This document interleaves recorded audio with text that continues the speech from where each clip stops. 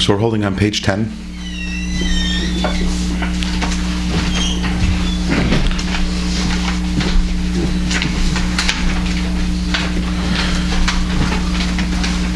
Ten lines from the bottom where it says Agbir Inyan. I mean, we did this already last week, but we're going to just go back a line and a half or so.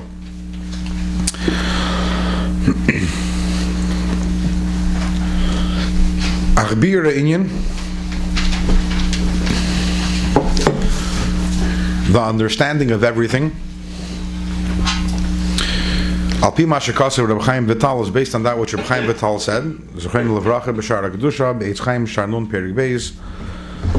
Rabbi Chaim Vital states the whole Ish Yisrael, that every single Yid, Echad Tzaddik ve'Echad Rasha, Yeshtei Neshamas. Every single Yid, whether a person's a Tzaddik or whether a person's a Rasha, has two Neshamas.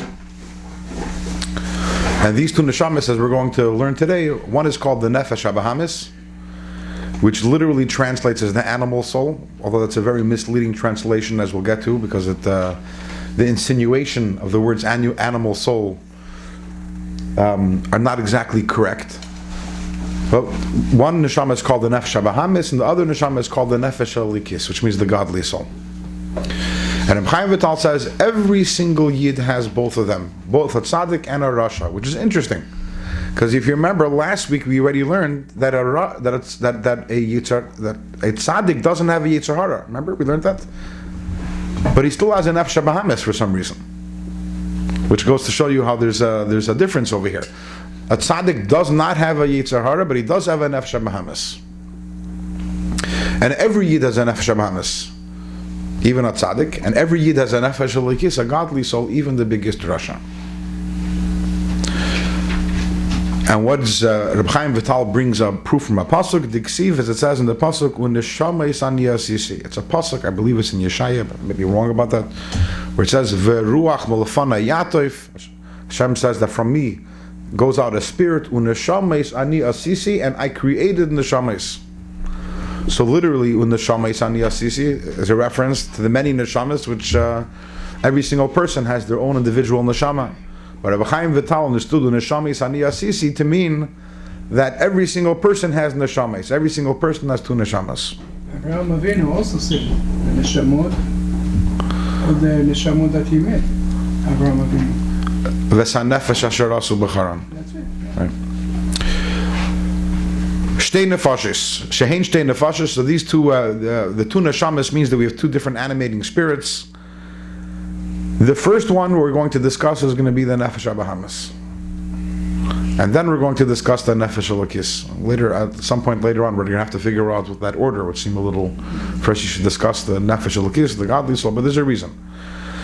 And the first soul, the first neshama is called the Nefesh HaBahamis. So Nefesh Achas, the first Nefesh, is Mitzad HaKlipah v'Sitra Achra. It comes from klipah and sitra achra. Klipah and sitra achra are two terms that are used in Kabbalah to describe the forces of impurity. Klipah and sitra achra, they're both the same thing. They're just describing two different elements of it. The word klipah means a shell or a peel, a husk. And why is klipah called a shell? Why is it called a husk? It surrounds Kedusha. Because it surrounds Kedusha. Well, what does that mean? That means like this. That means that everything that Hashem created in this world, we have a rule, an axiom. Kol ma shabara kadosh baruch hu be'elamei. Everything that Hashem created in the world was created to serve the Eibishter. Le'barai ela l'chvaydei. Everything the Eibishter created, there's no mistakes in Hashem's world. Everything that's here was created by Hashem, and is constantly recreated by Hashem at every single moment. And if Hashem is creating something, that means it's there for a divine purpose, and it's to bring honor and glory to Hashem. That is the essence of everything. In other words, that's the reason why the neshama of every single object is its objective, it's its divine objective, it's the reason why Hashem created it.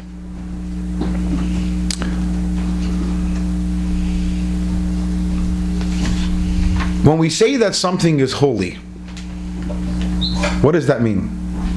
When something is holy, that means that it is transparent to its neshama. The reason why Hashem created it, when you look at it, you know why Hashem created it. For example, a sefer is holy. Why is a sefer holy? Because when someone asks you, why was this paper and this ink, why was it created? What purpose does it serve? What's the immediate answer? It's here to express Hashem's words. It's here in this world to serve Hashem and to bring glory to Hashem. That's why it's holy. How about this cup of water or a seltzer? When you look at the cup, what does it say to you? Who are you? I'm a cup. I'm seltzer. Hashem, you don't see Hashem. Why was this created? To serve Hashem. But there's a husk, there's a shell covering it up. We don't see that. Now, as we'll learn later on in Tanya, when I make a bracha on this and I drink it in order to serve Hashem, I'm ripping off the shell, and everyone looks at it and sees, why was this created? In order to bench Hashem and to serve Hashem and to give me energy when I'm serving Hashem. So klipah means everything in this world, without exception, everything that Hashem created was there to serve Him. However, in some things, there's a klipah. You look at it, and it doesn't tell you that. It's not obvious, it's not apparent. Its divine purpose isn't clear. Which is very interesting, gives you interesting insight. You realize, we think klipah is so scary. But klipah isn't real. Klipah is a lie. It has no substance, it has no reality. Klipah is a lie. Klipah is something which is really holy, and it's covering up on that holiness. Klipah doesn't have an existence of its own. In other words, there's no object which is, you could say, really bad. All you can say is it has a very big klipah, which means that its purpose in this world is very, very hidden. But at the core of everything is kedusha. At the core of everything is the reason why Hashem created it, is the neshama. But klipah makes it not apparent. So the first nefesh that we have, the first soul that every single yid has, is the nefesh habahamis, and it comes from klipah, which means that when you look at the nefesh habahamis, you don't see its divine purpose. It's about ego, as we'll find out soon, and self-centeredness. Another name which klipah has, as we're seeing over here, is sitra achra. Sitra achra is Aramaic for the other side, which is very informative of what klipah is also. Because many people think that klipah is synonymous with evil. But is this cup of seltzer evil? But it's klipah. Why is it klipah? Sitra achra means anything which isn't kedusha is automatically klipah. It's the other side. It's the other side of kedusha. It doesn't have to be necessarily evil, as we're soon going to continue and sing. Sitra achra means something isn't kedusha. And what is kedusha? What is the definition of kedusha? Something which is batal to Hashem, something which is subservient to Hashem and doing what Hashem wants and is there and expresses its divine purpose. That's kedusha. Anything else is sitra achra. So the first information we know about the nefesh habahamis is that it's klipah and sitra achra, meaning it doesn't openly express Hashem. Further insight, it is this soul that enters the blood of the person and animates the body. As it says in the pasuk, ki nefesh habasar badami. Umimena bois kol hamidas rois, and all the midas rois that a yid has comes from the nefesh habahamis. And I want to do inside quickly, and then we're going to talk more outside, more in depth. All the bad midas, all the bad character traits that we have, all come from the nefesh habahamis. Now we know that physically speaking, everything in this world is comprised of four elements: eish, ruach, mayim, and afar. Fire and wind and water and earth. But today we know that according to the scientists, there are many more elements than 4. I think maybe someone here knows better than me. What is 70 elements, 70 something elements? So what exactly that means? Okay, so people talk about it, exactly what it means. What, in other words, what are the 4 elements? But as I state, it says that everything is comprised of these 4 things. So obviously, when in Yiddishkeit it talks about elements, it means something different than when science is. So it's referring to something different, but it's not the point of today's conversation.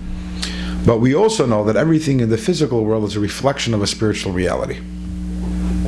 This world is the end of a long chain of spiritual, what we call worlds, and everything that's in this world is a mirror and a reflection of something which is higher in the spiritual realms.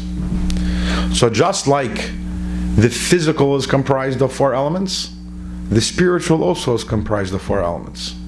The only thing is that obviously those are spiritual elements. So the Nefesh HaBahamis also is comprised of 4 spiritual elements, and they are fire, water, earth, and wind.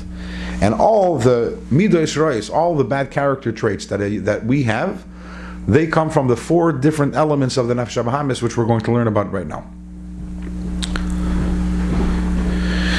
So again, Umimena boys kol hamidos rois, from the Nefesh HaBahamis comes all a person's bad midos. Ma'arba yisoides roim shaba, from the 4 evil elements of the Nefesh HaBahamis. Dahainu, which means kas v'gaiva miyisoida eish shenigba lamayla. Anger and arrogance, they come from the spiritual element of fire, because just like fire is constantly moving upwards, so arrogance comes from fire. It's constantly, arrogance is the person trying to act in a superior way. And the relationship between anger and fire, I don't think we need to elaborate on that too much. V'taives hatanugim, pleasure, our craving and our desire for pleasure, that comes miyisoid hamayim, that comes from the element of water, which is in the Nefesh HaBahamis. Ki hamayim atzmichim kol minei tainug, because everything that's pleasurable comes from water. Water, everything that's pleasurable grows through water, and also even physically. When someone doesn't have any pleasure in life, we call that person a dry person, which right away that gives you an association between water and pleasure. The Torah is water also. So you learn Torah, you have to know. That's also true. Okay, we have 4 things. Hoilulus means Wildkeit. How do you say that in English? Hoilulus means getting hot. Rowdiness. Okay, and some other synonyms for that. Ulitzanas, which means mockery. V'hispirus, boastfulness. Udevarim betelim, and stam, wasting time and speaking nothing. Those are all miyisoid haruach. They come from the wind element in Nefesh HaBahamis, because all of these have no substance to it whatsoever. They're all wind. The atzlus va'atzvus miyisoid ha'afar. Laziness and depression come from the element, the spiritual element of earth, which again, that doesn't need too much elaboration on why and the connection. It's heavy. Earth is the heaviest element, and laziness and depression also are associated with spiritual heaviness. And here we're going to learn something fascinating. How about the good midos? We know the Gemara says in Yevamis that every single Yid has wonderful character traits. Yidden by nature are Achmanim, they're merciful, they're goyim li chasadim, they're kind people. And in fact, we know, the Gemara talks about it, that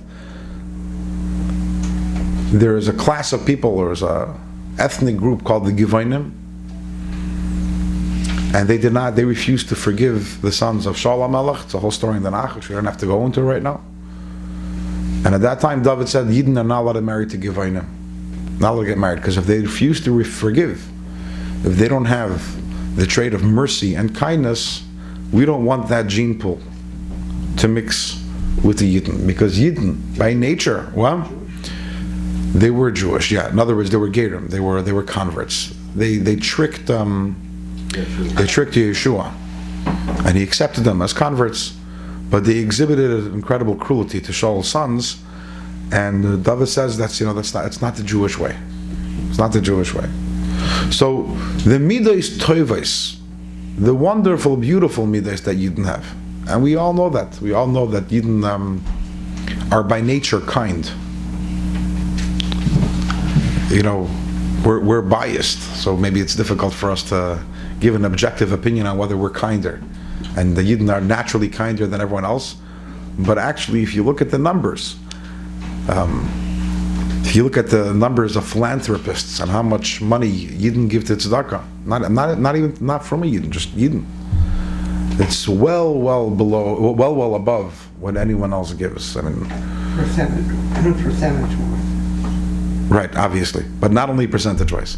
In other words, the top givers in the United States, I looked into this recently, the 5 out of the top 6 biggest philanthropists in the United States are Jewish. So it's not only, when you're comparing numbers per capita, etc., but also it's actually it's very, very lopsided, the numbers. And that's because Yidden by nature are Rachmanim Agim L'Chsadim. Now, where do these beautiful, wonderful, kind traits come from? Says the Alter Rebbe, surprisingly so, they don't come from the Nefesh Elokis, they come from the Nefesh Bahamis.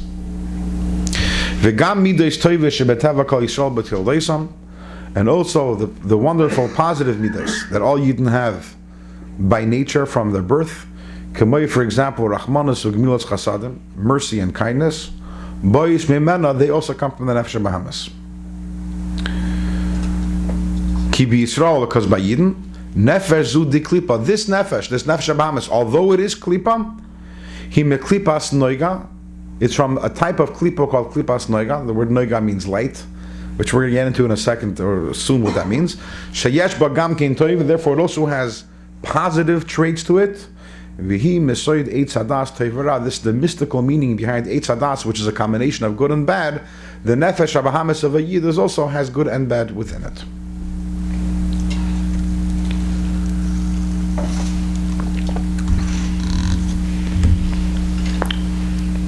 What is the nefesh habahamis?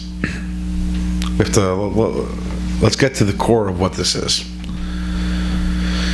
The nefesh habahamis is the natural human soul.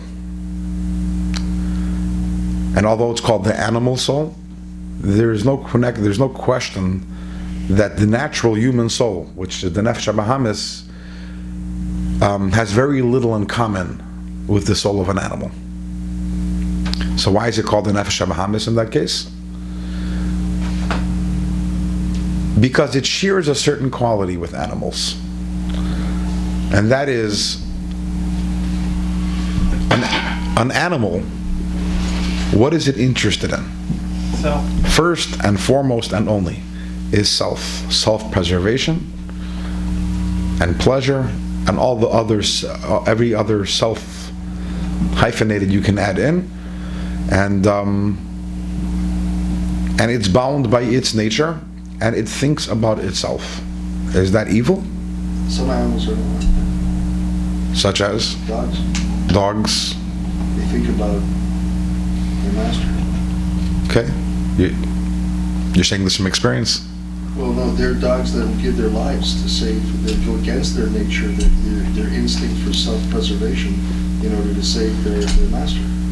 Okay, I hear that. I can't make an argument for every single instance and what something can be trained to do, which is against its nature, obviously. But I would argue that it's also consistent with its nature for whatever reason. It has a nature, and that's its nature which it was given, which makes it happy. And it follows that nature. And if there wasn't some underlying reason making it happy, it wouldn't be doing it. The concept of self-sacrifice doesn't apply to an animal, of giving it, because ultimately they're all stuck within themselves. And to be very clear, that doesn't make them evil. It doesn't make them bad. I mean, they're animals, that's obvious. But rule of nature number one in all of creation is that survival of the fittest. Everything looks out for its own self. That everything is interested in its own self-preservation and its own pleasure and its own perpetuation, etc. And that's normal. And the human being, the first soul that we have, which is this animal soul, which shares this quality, it's a natural soul. It's looking to make itself happy. It's looking to express its nature. And its nature has both good and bad. The nefesh habahamis of a yid, it's an interesting creature. It has, again, because it comes from the eitz hadas toivara, so it has both good components and bad components in it. So on the one hand, it has a propensity to be lazy, as we all know. That's a propensity to be sad sometimes. Sometimes it makes jokes, and sometimes it gets angry. It's all part of its nature. And part of its nature is that it likes to give tzedakah also. And that's all natural. And it's all doing it because this is what it wants to do, and this is what it feels good for itself. So it feels good to be angry sometimes, as we all know. When someone gets us very upset, and we get angry, so that feels good for us. We take pleasure in that in a perverse way. Depression feels good. As strange as that sounds, but it's true. Who doesn't enjoy a good cry? And all the other midos reis, you don't enjoy a good cry. No. Can't relate to it. Okay. So your nefesh habahamis is different. Not every single person has every single one of these midos that we're talking about, but across the human spectrum, there are many people who enjoy a good cry. Trust me.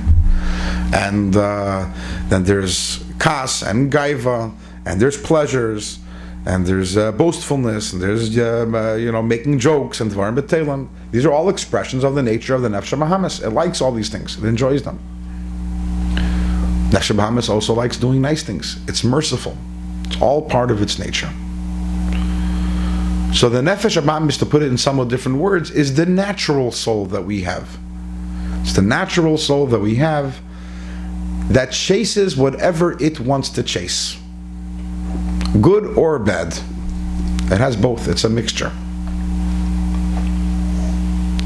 And the reason why is because, as the Alter Rebbe says over here, that the nefesh habahamis of a yid comes from klipah noiga. Klipah noiga is it is klipah, but the noiga is an Aramaic, means light. There's also a light there, and that means it has two different meanings. Klipah noiga, as we'll find out as we continue through the prakim. One idea on klipah noiga is that even though there is a klipah, there's a shell, we can reveal the light within it, the kedusha within it. And the other is also that even when the shell is there, there's still the light somehow or other shines out a little through the shell. So since the nefesh habahamis of a yid is klipah noiga, so therefore, not only does it have negative traits, but it also has positive traits. And the Alter Rebbe is going to contrast this with the nefesh habahamis of a goy. The nefesh habahamis of a yid and the nefesh habahamis of a non-Jew are not the same, because the nefesh habahamis of a non-Jew, as the Alter Rebbe is going to tell us, comes from gimel klipah satmeis. Gimel klipah satmeis is a different category within klipah. In general, there are two categories of klipah. There's klipah noiga, which we just described. There is gimel klipah satmeis, and the nefesh habahamis of a non-Jew comes from gimel klipah satmeis.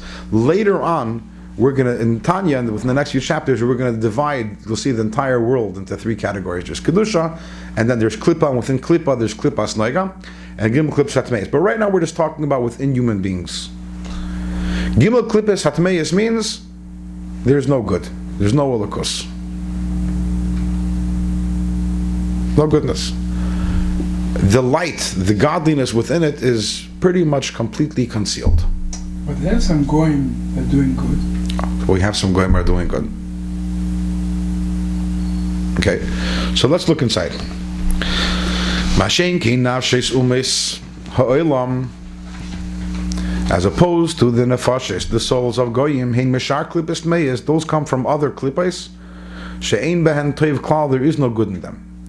K'mei shekasav be'etz chaim shar mem tes perek gimel, as it says in Eitz Chaim, it says over there, v'chol tivu da'avdin ha'umais, all good that goyim do, l'germayu avdin, they do it for themselves, for their own sake. Ukedisa be'gemara, as the Gemara says, al pasuk v'chesed l'umim chatas, there's a pasuk that says, even the chesed that goyim do is also chatas, is a sin. The Gemara says, shakol chesed, shakol tzedakah v'chesed, all charity and chesed, sha'umais ha'olam oisin, that the nations of the world do, einan el lisyar chulu, is only because it makes them feel good, it gives them a high, makes them arrogant or prideful. Yeah. Isn't that what the Nefesh Bahamas is? That it serves itself? Okay. So then the Baal Tanya's explanation how it's different for Goyim doesn't fit, because if the whole Nefesh Bahamas is that whether it's good or bad, it's that you seek pleasure to do good or you seek pleasure to do other things, then the way you laid it out, the definition, how is that different for Goyim? So you're asking how would it, in other words, the definition for the Nefesh Bahamas of a Yid and for a Goy doesn't seem to be too different, because both of them do good things, and both of them do it to make them feel themselves good, to make them feel good. Good point. We're going to get that in a moment. So just a few side points over here to mention. Number one, in other places in Chassidus it's mentioned that although this is the rule, that Goyim in general, their Nefesh Bahamas comes from Gimel Klipah Meis, there are exceptions, and the exceptions are called what are known as Chassidei Umas Ha'olam, the Chassidim, the pious of the world, and by them their Nefesh Bahamas is also from Klippas Nega. That's number one. Number two, there's a Mesorah by Chassidim, the story it's brought on that when Dr. Rebbe, we know Dr. Rebbe was imprisoned. There was a libel against him, trumped up charges, and he was put in prison, and he was subject to interrogation, and they asked him many, many questions about his philosophy. And every single question, Dr. Rebbe answered, and he answered convincingly and well to his interrogators who were non-Jews. The last question that they posed to Dr. Rebbe was, you write in the last parak, in the end of the first chapter of Tanya, that Goyim have no good in them. It's all Nefesh Bahamas, is Gimel Klipah Meis. What do you have to say about that? So Dr. Rebbe didn't respond, he just smiled. And they didn't press him any further, they let him go. And the way it's explained is like Dr. Rebbe was saying, listen, you just asked me a bunch of questions. I answered them all very well and very convincingly. I could answer this one also well and convincingly. Do you really want me to?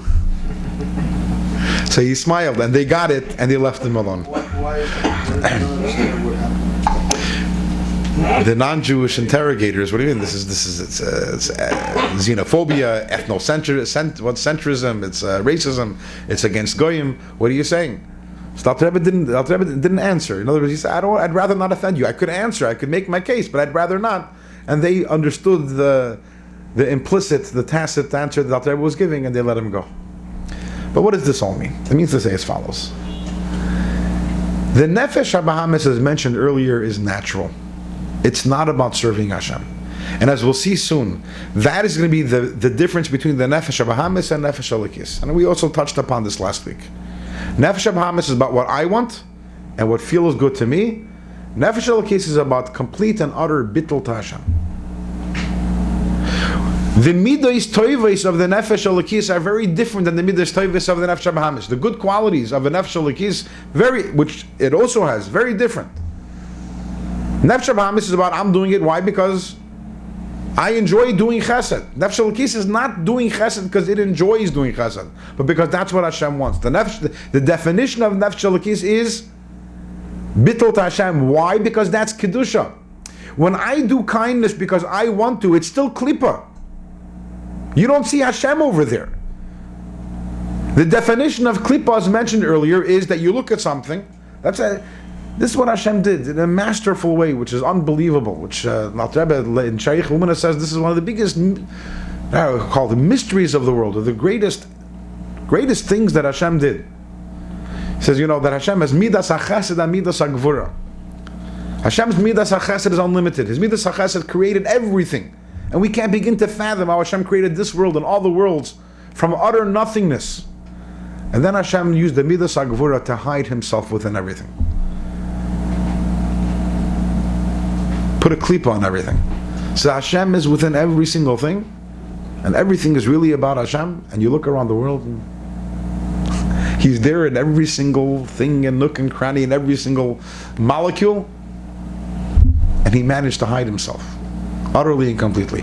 Aside for, again, in Kedusha, things which are holy, the Nefesh Elikis expresses Hashem. The Nefesh Bahamis is an expression of ego. Even when it does good, it's an expression of ego. And when I'm using the word ego here, I don't mean that in a negative sense. I don't mean that like we're talking about a haughty, egotistical, arrogant, condescending person. Ego, I'm talking about an expression of self. However, what's the difference between the Nefesh Bahamis of a Yid and the Nefesh Bahamis of a Goy? The Nefesh Bahamis of a Yid enjoys doing good, enjoys doing a favor. It enjoys giving tzedakah. The Nefesh Bahamis of a Goy doesn't enjoy giving tzedakah. It enjoys the plaque on the wall that it gets afterwards. So Goyim will do a lot of good things because they want to get respect and they want to get prestige. And maybe even because they want to feel good about themselves. But they don't enjoy doing the act of goodness itself, they enjoy the result of it. And that's what it means. That means that when a Goy does something good, there is an ulterior motive over there. As opposed to a Yid, we're not talking about the Nefesh Elikis over here. We're talking about the Nefesh Bahamis. The natural Yid, not the godly element of the Yid. Even the Yid who doesn't access that godly element, the natural Yid enjoys doing a favor without any ulterior motive. That itself is what the Yid wants to do. Yes? The Rabbi, the Baal Tanya, I should say, talk about when a ger gets the Nefesh Elikis. Is it during his preparation or once he's Megayah? So you're asking about a ger. When does a ger get his Nefesh Elikis? Is it once he's tovel in the mikvah or during the chinuch to become a Jew? So in Chassidus actually it's explained. There's a term, whenever in halacha, when it talks about a ger, it says very often ger shenes gayer, which means a convert that converts, which is kind of funny. It should say, what should it say? A goy shenes gayer, a non-Jew converts. What's ger shenes gayer? A convert that converts.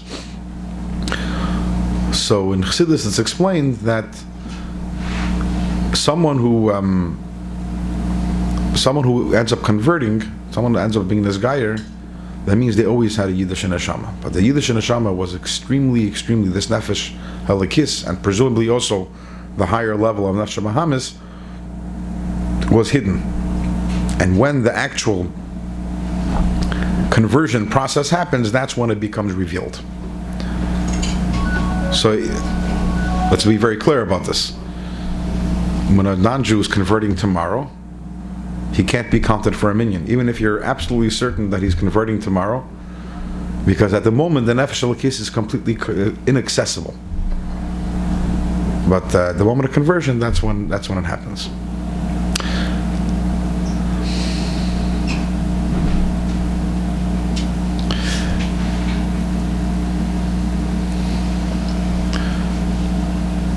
So what do we have over here? I'm sitting over here, in the middle of Flatbush over here. No one's raising too many objections to what we're talking about over here. But this is a perik which, I'll tell you now we have the Kinnis HaShluchim that's happening in Crown Heights. And Shluchim don't like teaching this chapter of Tanya. Because this goes over very, very difficult with many of the students. This idea that the difference between Yidden and Goyim and the wording that the Rabbi used doesn't sound so complimentary towards Goyim.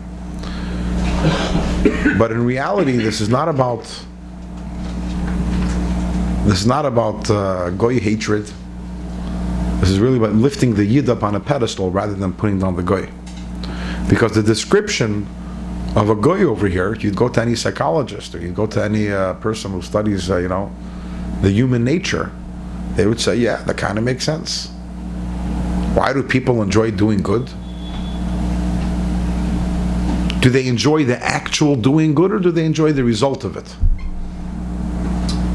If the person is ultimately a selfish being, which is widely accepted, in the world, that ultimately we're selfish beings. So if I'm doing something good for someone else, there has to be a catch over here.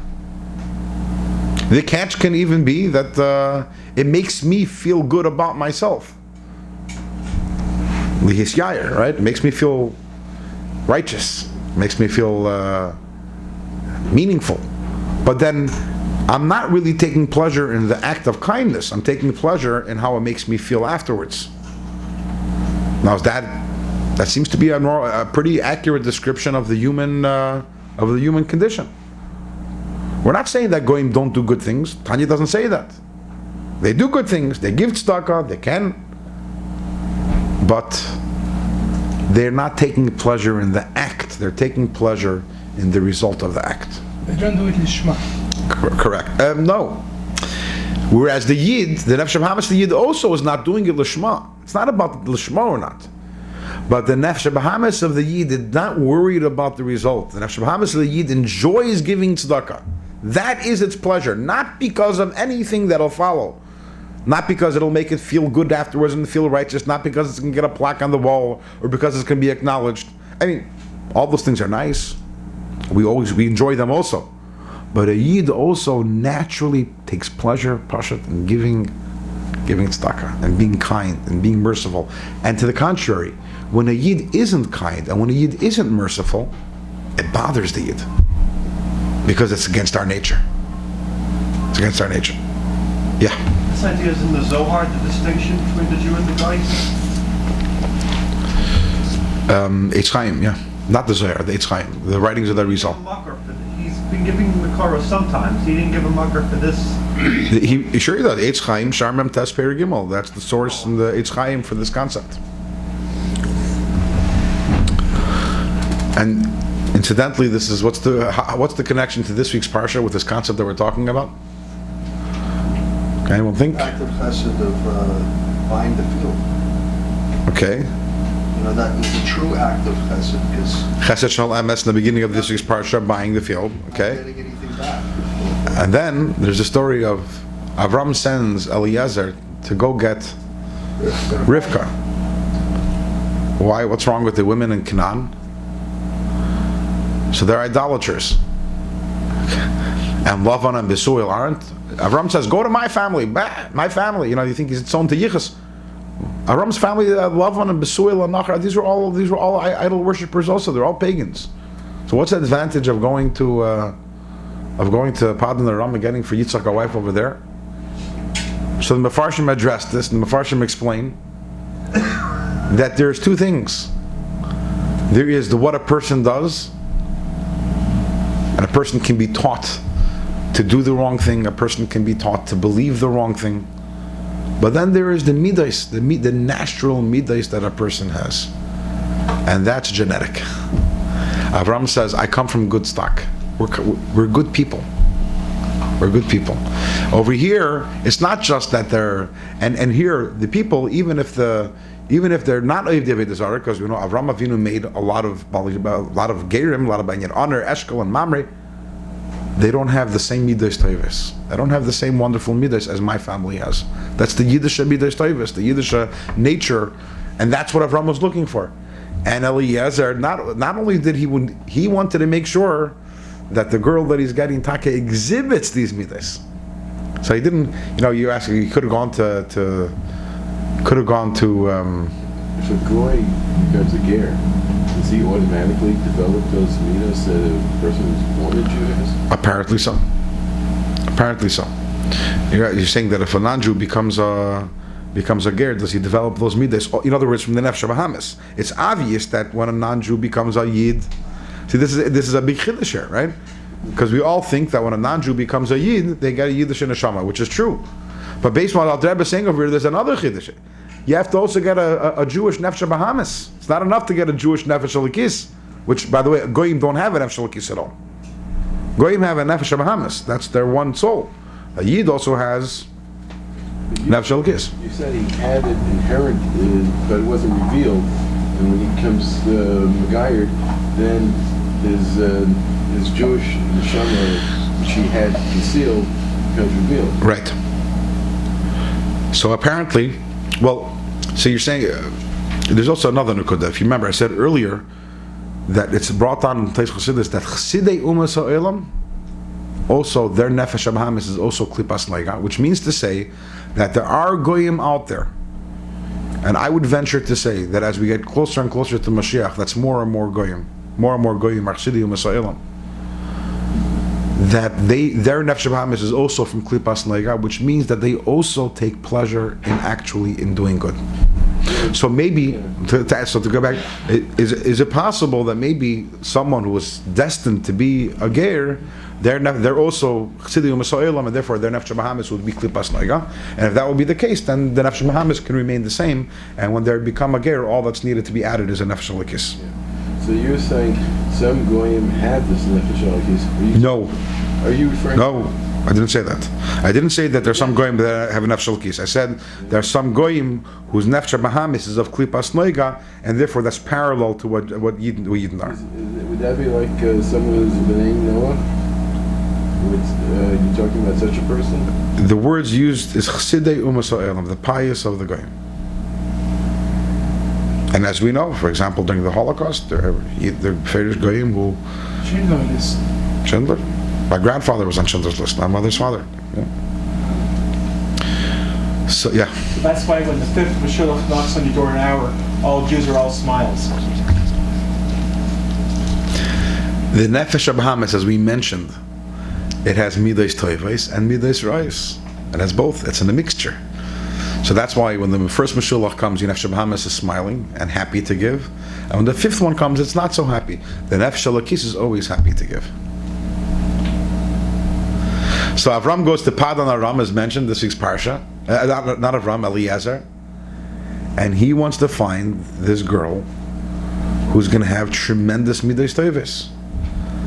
And he makes his tests. He doesn't. You think he'd go and find the phone book and look up, Besuil Nacher. He sent, knock on the door and say. He wanted to make sure. He wanted to make sure that it was Midah, because this is something which is important by Yidden. Not only the Nefesh Elokis is important by Yid. It's not only important that we should have bittul, but that also the nature of a Yid, even before the Nefesh Elokis enters the conversation. There is good in it also. There's bad also. Let's remember that. There's also the bad. Let's not forget the anger and the depression and the boastfulness and the arrogance and all that. That's also from Nefesh Bahamis. But the Nefesh Bahamis of a Jew is a mixture. It's a toiv v'ra. It's a mixture of both good and bad, and the good in it is pure good. It enjoys the good. And then we're going to find out, and Perik Beis, which we're going to start in a moment, that then there's the Nefesh Elokis, there's the godly soul. And the godly soul is something else altogether. The godly soul is all about Hashem. So it turns out there are three levels in goodness. There's the goodness of the Goy, there's the goodness of the Nefesh Bahamis of the Yid, and there's the goodness of the Nefesh Elokis of the Yid. And they're all different. The goodness of the Goy is not pure. Meaning that there's an ulterior motive, for the most part, aside from Chassidei Umas Ha'olam, there's an ulterior motive over there. And by the way, if every Goy would live up to this potential, and they'd all be giving good because of the ulterior motives. When we say ulterior motives, what are we talking about? Some recognition, feeling good. That's great, that would be beautiful. Can you imagine a world where all we're giving stuck on doing good because they wanted to get a little recognition? That would be a wonderful world to live in. So again, this is not putting Goyim down. It's really keeping Goyim on a very normal level, which is they do good, but as naturally selfish beings, they want something in return. Because if there's nothing in return, why am I doing good if I'm a naturally selfish being? Then there's the Nefesh Bahamis of a Yid. The Nefesh Bahamis of a Yid does good for good's sake. Meaning, it wants to do good. That's part of its nature. But ultimately, it's still klipah. Even though it's good, it's still klipas noiga. Why? Because we don't see Hashem there. And as we mentioned earlier, what is klipa sitra achra? If Hashem isn't seen over there, then it's sitra achra. It's the other side. It's not bad. That's the fascinating thing over here. It's not bad. It's good. But it's sitra achra. It's the other side. It's not kedusha. Because what's the definition of kedusha? Something which is transparent to Hashem. And then there's the good of the nefesh elikis. The good of the nefesh elikis is where Hashem is evident, where a person does something good and he's doing it. Why? Because the Eibishter told me to do that. That's the good of the nefesh elikis. Because the Eibishter told me to do that, because I want to have a relationship with Hashem, and that's the highest level of good possible. That's the good of the nefesh elikis. Yeah. No, just a quick question. If a goy keeps the Shabbat off because he feels that God commanded a goy to keep them, would that constitute nefesh elikis for a goy, so to speak? A goy, you're asking if a goy does Shavim Mispnei Noach. He does it l'shem shamayim, which by the way they have to. If you look in Rambam, the Rambam is very clear, unequivocal about that. That if a goy keeps it, but not because Hashem told him to, so... it would sound like nefesh elikis, that he's doing it to be mevatel to Hashem. It would sound like it, even if it's not in the category of it. So you're asking if a goy does Shavim Mispnei Noach, and it's doing it l'shma, is that from, does that goy have an nefesh elikis? The answer is no. The answer is no. But the Rambam does say he has a portion of the world to come. Absolutely. The Rambam says that he has a portion of the world to come.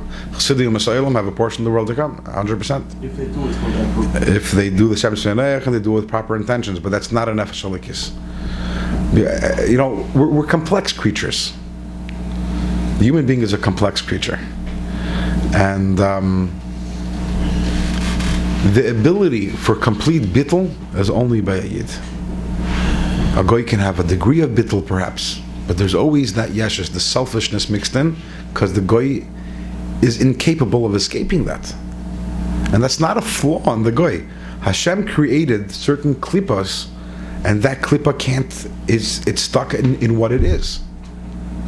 So it's not looking down at the goy, it's not putting down the goy, but that level of bittul which a yid is capable of achieving, a goy cannot achieve, because a goy does not have an nefesh elikis. But a goy, just when we say in Pirkei Avos, Chaviv Adam Shanivra B'Tzelem, which means that precious is the human being because it was created in the image of Hashem. So the Mefarshim, they are very clear, the Tesis Yom Tov, etc., that's Yidden and Goyim together. The later clause in the Mishnah says, Chaviv Yisrael Shenikru Banim Lamakim. And there it says Yidden. Yidden are only called Banim Lamakim. Why are only Yidden called Banim Lamakim, children of the Eibishter? That we're going to learn in Perek Beis. There's a reason why only Yidden, when we say, we're all children of God. No, Yidden are children of God. B'Tzelem Elikim, created in Hashem's image, every single person. V'Rachma V'Kol Ma'asav, Hashem's mercy extends to all His creations, definitely includes Goyim also. But Banim L'Hashem, that's a reference to the Nefesh Elikis, and that's a Yid only. So it's not about putting down Goyim, they're created B'Tzelem Elikim, they're in God's image, and they can do the Shavim Shnei Noach, and they can get rewarded for it. And the Gemara says that a Goy who learns the Shavim Shnei Noach properly can be greater than a Kohen Gadol. The Gemara says. How's that possible? There's in the Gemara. I believe it's Gemara in Yuma. I have to find it if you will find How it. is it possible? Because a Goy can reach great spiritual heights, but this ultimate bittul, which what do you mean? Well, but if a Jewish person has this part of the neshama, the peace, how can it be greater? How can he? You're asking if only a Yid has a nefesh elikis and a Goy doesn't, then by definition the Yid is always greater than the Goy. He certainly always has the potential of being greater. Certainly always has the potential, correct. I think that's a very good point. But if he doesn't work on that, doesn't actualize it. No, but you made a statement about the Kohen Gadol. I understand. What does that mean, greater? Meaning that if a Yid doesn't do what he's supposed to do, or doesn't reach his full potential, and a Goy does do what he's supposed to do and reaches his full potential, then the Goy will go straight to Gan Eden, and the Yid won't go straight to Gan Eden. I mean, there's fairness also in the world. But let's not get sidetracked by that. My point was that if you look in the Chazal, you find many, many references to a Goy who does what he's supposed to do. It's a wonderful thing and can be a very great Baal Madrega. Noach wasn't a Yid. Avram wasn't, that was his advantage over him.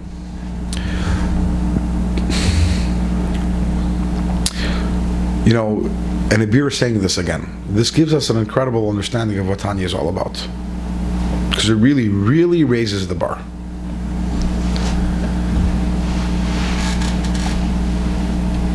When we're saying, now that we've defined the Nefesh Elokis and the Nefesh Bahamis, and we realize that's the battle that's going on within us. So we realize the battle isn't only between good and evil. Why? Because the Nefesh Bahamis is also good. So if the battle is only between good and evil, that could be a battle within the Nefesh Bahamis. Nefesh Bahamis has Midas Tevis. Shebeteva Kol Yisrael. Remember we said last week the Yetzer Hara and the Yetzer Tov are both the Nefesh Bahamis. Remember we said that last week? By now we understand that. Because the Nefesh Bahamis is inclined to do bad and is inclined to do good. That's the Yetzer Tov, Yetzer Hara. Nefesh Elokis is a new dimension altogether. Nefesh Elokis is about transparency to Hashem. It's about bittul. And the challenge of Tanya to us is, are you going to live a life that's self-centered? A life that's about you and expressing you and your desires? Even if it's good, even if it's a good life.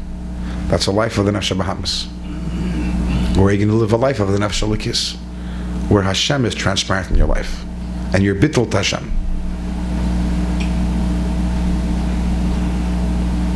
So the battle between Nefesh Elokis and Nefesh Bahamis is not only about action. Am I going to do a mitzvah? Am I going to do a avera? It's much deeper. It's about who am I? It's an identity. It's an identity question. You know, Yetzer Tov, Yetzer Hara, so my battle is, will I do this, will I do that? Will I do the good thing, will I do the bad thing? The battle to the Nefesh Elokis, Nefesh Bahamis is an identity battle which expresses itself in every part of our life. And every time I'm doing something, I can be expressing my Nefesh Bahamis. If I'm doing it in a klipah way, in other words, if Hashem isn't evident over there, if it's about me, or because I'm a Yid, I have the ability to do it in a Nefesh Elokis way, which is in a way of bittul. And obviously also, it goes without saying that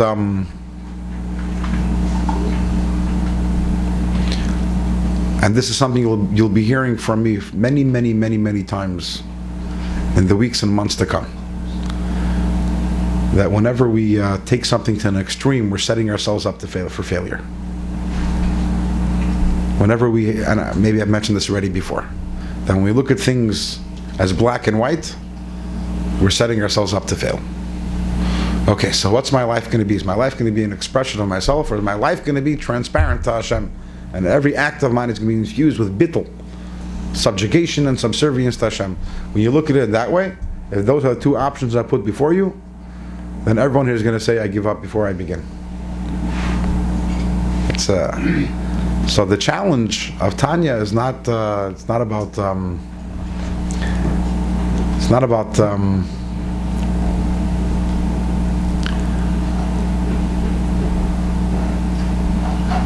it's about the small steps. It's about, in other words, about the struggle and the small steps that we take in life. And that's what Tanya is going to enable us, is to make our life more and more godly. Less and less klipah, more and more godly. One act at a time, one thought at a time. How is it that my life can express my Nefesh Elokis rather than my Nefesh Bahamis? Yes? Is that the focus of Tanya? The focus of Tanya is the battle between the Nefesh Elokis and the Nefesh Bahamis. Yes? Is it only Tanya that addresses that, or are there other, So Tanya addresses our entire life and all our life's issues in the context of this battle. So, although to say that the whole Sefer is about this battle, and this might talk to me, this might not talk to me, but as it turns out, this is what the amazing thing is going to be about Tanya. You're going to realize that every issue that you have in life is related to this battle. And if you resolve this battle, everything can be resolved. That's the amazing thing about Tanya. Yes, it's all in the context of Nefesh Elokis, Nefesh Bahamis, but what we're going to find out is that this battle is all-consuming, and whatever you're looking for, whether it's happiness, and whether it's happiness doesn't mean pashat simcha as opposed to depression, whether you're having issues in your avodas Hashem and you want to serve Hashem more, whether it's issues in how to do mitzvahs averos, understanding the dynamics of this battle between the Nefesh Elokis and the Nefesh Bahamis, And understanding how the Nefesh Elokis can be victorious over the Nefesh Bahamis will be the key to everything in our life. Because ultimately, it's easy to say, what do I need the Nefesh Elokis for? My Nefesh Bahamis also has good in it. I'm fine with that good of the Nefesh Bahamis. But what's the result of that? What's the result of letting the Nefesh Bahamis dominate? I mean, there can be many answers to this question, but just In other words, you could be learning like Torah, you're doing it for yourself, and not because of Hashem. you could be learning Torah and you could be doing it for yourself, and in that case, the Torah is in klipah. Alter Rebbe says it very clear, brought down in Kabbalah. There's the pasuk Kiseitze la malchama aleivecha. You go out to battle against your enemy. The enemy is the Nefesh Bahamis. Vishavisa shivyoy, and you take back. You capture its captives. What do you mean? You capture the captures that you capture the captives that it captured. So what is explaining this in Chassidus? That means the Nefesh Bahamis captures sometimes Torah. When a person learns Torah, and it's all about self, that Torah goes down to klipah. What does that mean? It goes down to klipah. Very simple. Is Hashem expressed in that Torah, or is ego expressed in that Torah? If you're learning Torah because you want to be honored and you want to then it's all about you. It's not about Hashem. So that's klipah. That's the definition of klipah.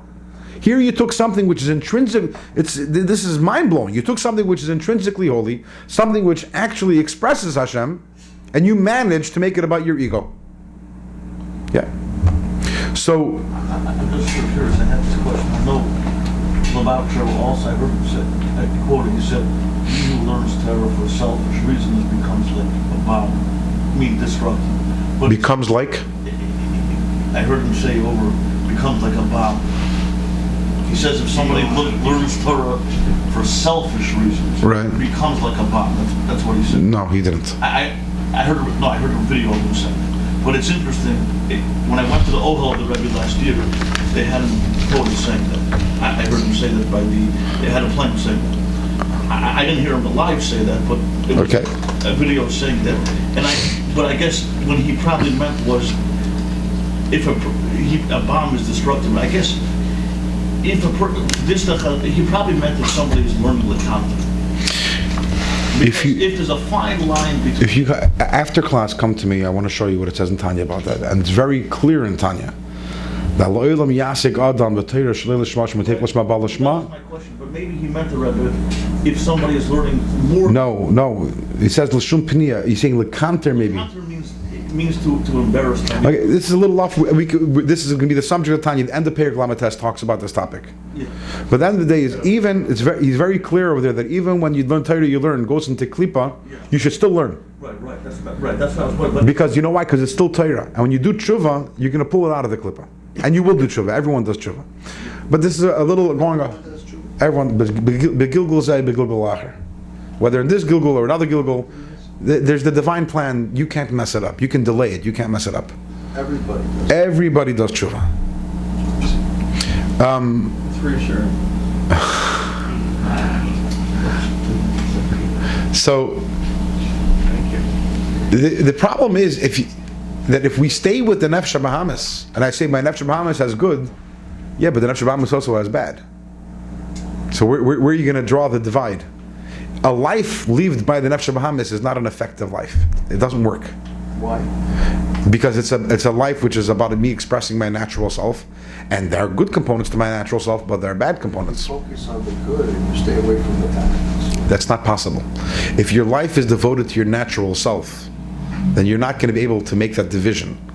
But that's not in other words, we will come to see in Tanya how all the issues and the problems comes from the Nefesh Bahamis. And there are people probably who outwardly they are very positive and do a lot of good things, and they don't do that many bad things. They do mainly good things. But again, they haven't reached the higher level. But let's leave that aside. As you'll come to see, everyone in life has issues. Every issue he has comes from Nefesh Bahamis. That's what we're going to find out. And we're also going to figure out what to do about it and how to handle it. It's going to be a very, very enlightening journey. But it really, again, it lifts. To be a Yid is different than to be a Goy. Because to be a Goy, what are you expected of? What's expected of a Goy? To be a good person. And when a Goy is a good person, And Sheva, that's what Sheva Mishpnei Noach is be a good, civilized person. That guy has reached his maximum, done his mission 100%. He gets rewarded for it, as the Eibishter gives rewards. But to be a Yid, the bar is higher. The bar is higher means you have a Nefesh Elokis. Nefesh Elokis means it's not enough to be good, you have to be godly. To be godly, we have to be transparent to the Eibishter and the conduits of Elokus in the world. Ourselves being conduits of the Eibishter, and also within the world, revealing Eibishter within everything. And that's why we have 613 mitzvahs. It's not only a quantitative difference. The 613 is because we have a different role, and that is a role of not being good, of being godly, and that is where the Nefesh Elokis comes in. Because that, our ability to be godly comes from the Nefesh Elokis, the fact that we have that within us, as we'll start Mitzvah Shem with Perek Beis next week.